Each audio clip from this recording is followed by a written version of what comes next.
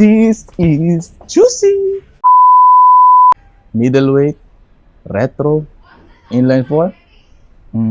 Parang alam ko na kung ano yung nasa isip mo. Isa na yata sa pinaka-common na big bike na makikita mo sa Pilipinas sa kasalukuyan. And for today's episode, pag-uusapan natin kung bakit napakaraming tao ang nahuhumaling at mahuhumaling pa sa bike na to. What is up, guys? Good morning, it's your boy Kuya Juicy, and this is the 2026 Honda CBR 650R E-Clutch Review.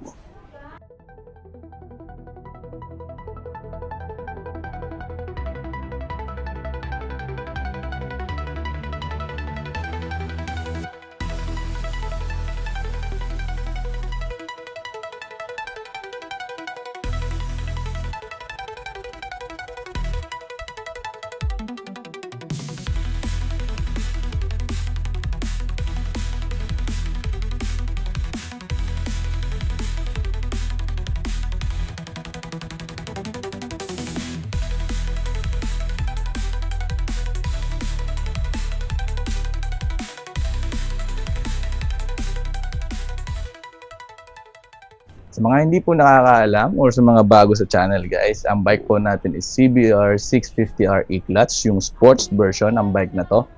And it just so happened na we are so lucky, mayroon tayong tropa na nagmamay-ari ng CB 650R E-Clutch 2026 pa. So maraming salamat, Bojo, for lending us your bike para ma-review natin. May mangilan-ngilan na rin kasi mga subscriber na nagre-request kung pwede daw ba natin magawa ng review yung naked version ng bike natin. Here we go, guys. And for this episode, guys, pag-uusapan lang natin kung ano ba yung differences ng CBR at ng CB. For me, they're almost identical, pero meron pa rin silang differences. Believe it or not, guys, CBR 650R and CB 650R share the same engine na mayroong 649cc liquid-cooled inline-4 engine na kaya mag-produce ng 94 horsepower at 12,000 RPM and 64 Newton meters of torque at 8,500 RPM. So very identical. Hindi katulad nung sa ibang manufacturers, no. May nagbabago sa power delivery, 'di ba? Let's say MT versus yung R series ng Yamaha, 'di ba? May differences sa power. Ito sa Honda, naked and sport, they have the same identical engine. Isa lang din sa difference na meron ng CBR sa CB is yung ram air intake, kasi ang CBR may ram air intake na kumbaga mas mabilis mo makukuha yung peak power mo at high speed. So katulad lang din ni CBR 650R, naka 6-speed manual transmission ang CB na meron ka ding optional feature na pwede mong kunin. Katulad lang din sa CBR yung E-Clutch, o sa mga hindi pa nakakaalam, guys, yung E-Clutch is a feature ni Honda na hindi mo na kailangan gumamit ng clutch all throughout your riding experience. Pero syempre may variant din tayo, yung base variant niya na walang E-Clutch. So ito yung E-Clutch niya. Nandito siya sa right side ng engine. So pagdating naman sa throttle natin, naka-conventional din na cable throttle, katulad lang din yung CBR 650R. So guys, sasabihin ko na lang din sa inyo kung ano lang talaga yung key differences ng CBR 650R dito sa CB 650R. Ang tanging difference lang nila, so mechanically, let's say specs wise, they are pretty much identical. Engine, chassis, everything is identical. So nagkaiba lang talaga si CBR at CB. Unang-una syempre sa aesthetic, pangalawa is yung ergo, tapos ang pangatlo is yung weight. Doon lang talaga sila nagkaiba. In terms ng aesthetic, guys, syempre alam naman natin na CB is naked while CBR is sports touring. So fully flared po si CBR. So isang factor yun kung bakit nagkaiba yung weight ni CB at saka ni CBR. Kasi mas maraming flaring si CBR, so mas mabigat siya ng bahagya kaysa kay CB. To be specific, guys, si CB ay mayroong weight na 202 for the base model and 207 para dun sa E-Clutch natin. So may additional kasing weight syempre si E-Clutch. Habang si CBR naman ay may bigat na 208 hanggang 211 kilograms. Tapos pagdating naman ng ergonomics, guys. So syempre since CB is a naked bike, mas upright yung riding position natin. Though hindi naman ganun kalaki yung difference ng pagka-upright niya, pero mas upright pa rin to kasi bar. Ngayon guys, kung gusto nyong malaman yung mga specs and features ng CB and CBR 650R, you can visit our video. Ilagay ko na lang yung link dyan. Para mapag-usapan yung specs and features, katulad ng mga suspension natin, brakes, chassis, all of the specs nandoon na. So same lang sila ni CB. Hindi na natin siya pag-uusapan on this episode kasi nga na-discuss na natin siya dun sa CBR na video. Now guys, pag-usapan naman natin kung bakit napakaraming tao ang baliw na baliw sa motor na to.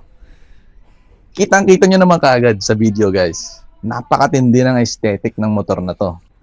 Kumbaga, this bike is best of both worlds. Retro look na modern. Yun yung parang approach ng motor na to.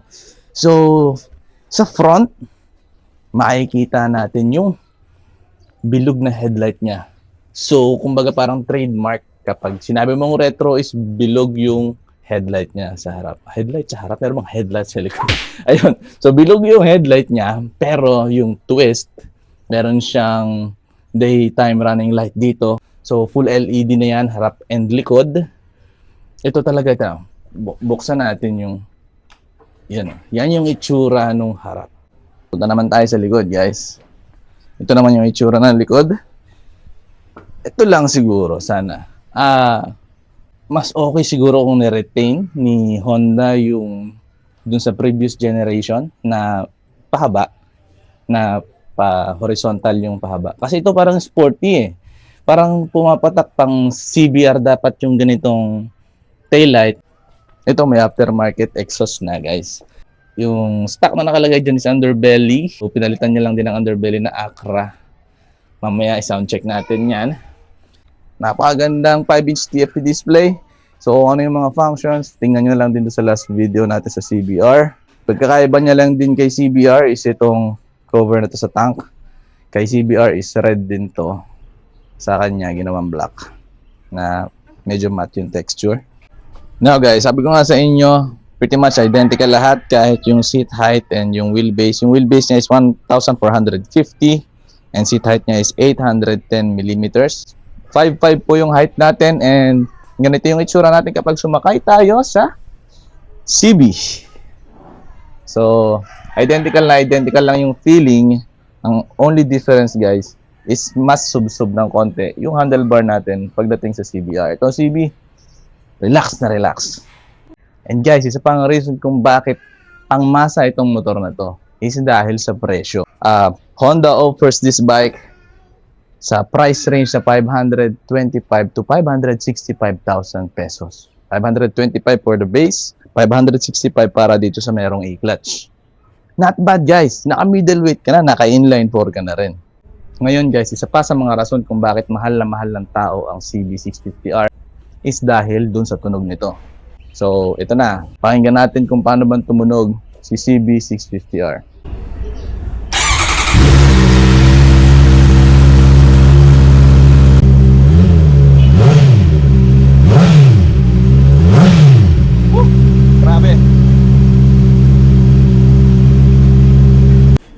What is up guys? So, moment of truth. Susubukan na natin sa kalsada si CB650R E-clutch. Let's get it. Kasi tingnan nyo yung panahon, parang hindi na naman maganda. Kalmang-kalma lang yung sitting position natin. Pero, feeling ko parang hindi flat yung upuan. Parang nakaganyan. Hindi nakaganyan. Parang nakasubsob ako pa unahan. Pero upright pa din. Let's go! Isa lang sa napansin ko, unang piga ko nung clutch, mas matigas yung clutch nito. Oh. Tsaka parang mas mataas yung clutch niya. Pero no problem, hindi man tayo gagamit niya. Matigas, pwede naman natin sigurong adjustan yan, no? Yung feeling guys, para siyang mas maliit sa NK eh. Parang mas compact. Hindi naman siya totally mas maliit. Parang mas compact lang yung feeling. Parang malaki siya na ikinompress yung size. Mas malapad yung cockpit ni NK. Ganda tumunog ng Acra. Kagandahan naman itong Acra guys. Hindi siya sobrang ingay pag nasa idle or kapag nasa low RPM. Pero pag binirit mo, doon mo maririnig yung hayawan ng motor. Sitting position, sabi ko naman sa inyo, hindi ganun katindi yung difference ng CBR at ng CB. Though upright to, medyo upright din naman yung CBR. So, hindi malaking adjustment kung magsiswitch ka from naked to sport. O, tapos lang natin mag-gas. Subukan natin kung paano ba humatak itong CB. Actually, at first, akala ko magkaiba sila ng engine configuration. Akala ko mas mahina to. Kasi parang yung unang generation nasa 80 ata yung CB eh, di ba? Pero itong 2026 same sila ng power, 94 horsepower, CBR at CB. Ngayon lumalabas mas malakas pa to. Kasi mas magaan to eh. Lumalabas mas magaan pa to ng 4 kilos. Tapos eto nga si Morris nagpa full system na Acra. So ibig sabihin mas magaan to. And yes, mas playful talaga para sa akin. Mas playful siya gamitin. Gusto ko rito walang backfire.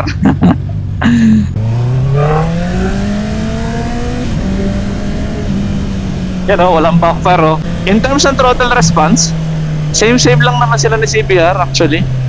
Actually sa power delivery, parang hindi ko naman nakikita ng difference yung dalawa.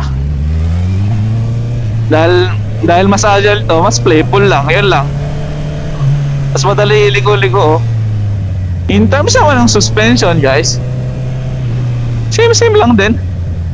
Malambot. Yan o, kahit sa mga ganong klase ng kalsada.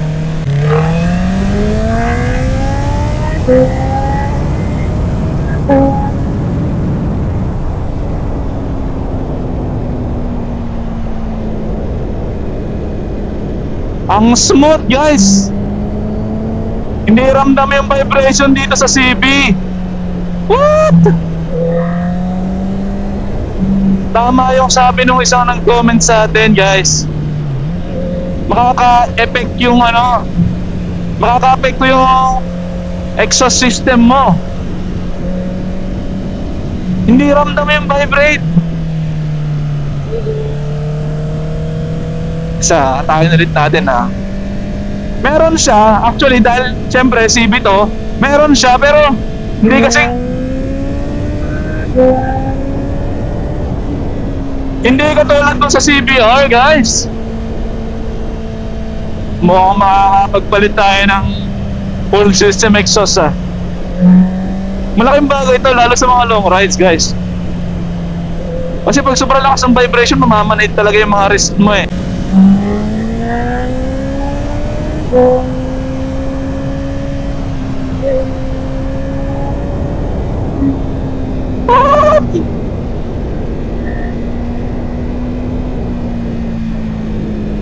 Come on.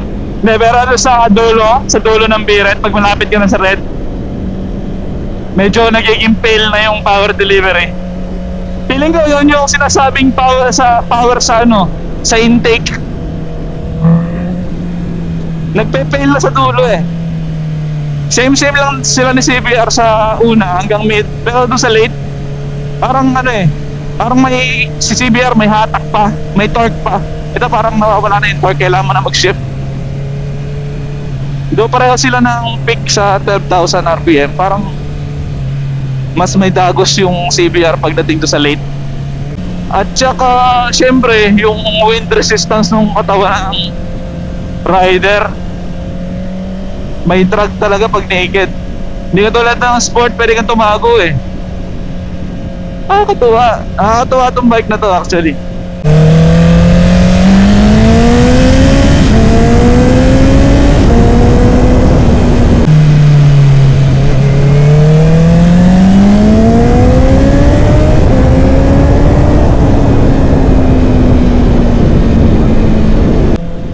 Ergo lang talaga, mas makakatagal ka rito. Kasi syempre naked to eh.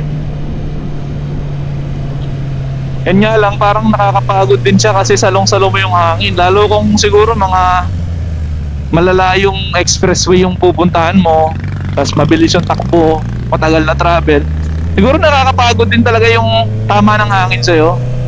Yun ang counterpart naman sa sport. Pagod yung likod mo, pero wala ka namang wind resistance. Sarap oh.